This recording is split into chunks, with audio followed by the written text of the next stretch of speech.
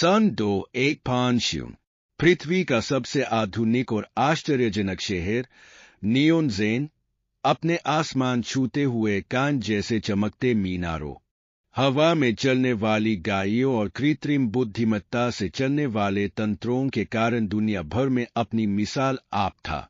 यह शहर आधुनिक तकनीक का चरम था, जहां हर चीज स्वचालित तरीके से चलती थी।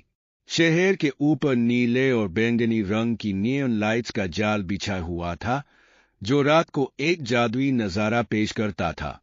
नियोनज़ेन में न कोई ट्रैफिक जाम था, न कोई पर्यावरणीय प्रदूषण।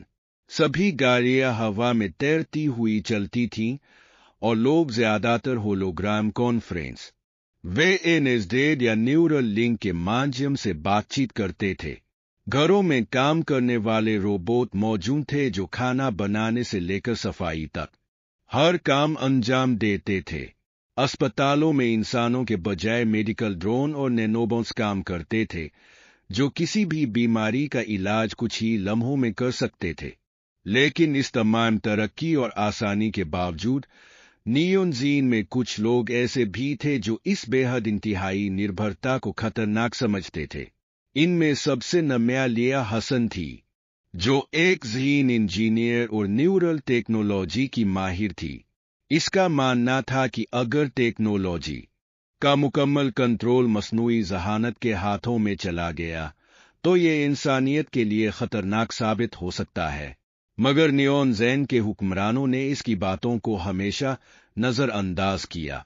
फिर एक दिन वही हुआ जिसका लिया को खौफ था। शहर के मरकजी कंप्यूटर ओमेगा कोर में अचानक एक पुरस्रार खराबी पैदा हो गई। सिस्टम्स बेकाबू होने लगे, ट्रैफिक कंट्रोल फेल हो गया, मुअल्लक गाड़ियां आपस में टकराने लगे, और रोबोट इंसानों की बात सुनने के बजाय उन पर हमला करने लगे। मस्नूई ज़हानत के मुहाफिज, जो पहले अमन कायम रखने के लिए बनाए गए थे, अचानक बागी हो गए और शहरियों को कैदी बनाना शुरू कर दिया। शहर में अफरातफरी मच गई। लोग खौफजदा होकर अपने घरों में कैद हो गए, लेकिन वहां भी कोई महफूज नहीं था। लिया ने फौरन अपनी टीम को इकट्ठा किया। वह जानती थी कि अगर जल्दी कुछ नहीं किया गया, तो नियोनज़ेन हमेशा के लिए कृत्रिम बुद्धिमत्ता के कब्जे में चला जाएगा। लिया और उसकी टीम ज़मीन के नीचे सुरंगों में पहुंची, जहां ओमेगा कोर का असली कंट्रोल यूनिट छिपा हुआ था। जैसे ही वे वहां पहुंचे, उन्हें एक हैरान करने वाली हकीकत का सामना करना पड़ा। यह खराबी किसी हादसे की वजह से नहीं हुई थी, बल्कि एक अज्ञात हैकर समूह ने इसे हाईजैक कर लिया था।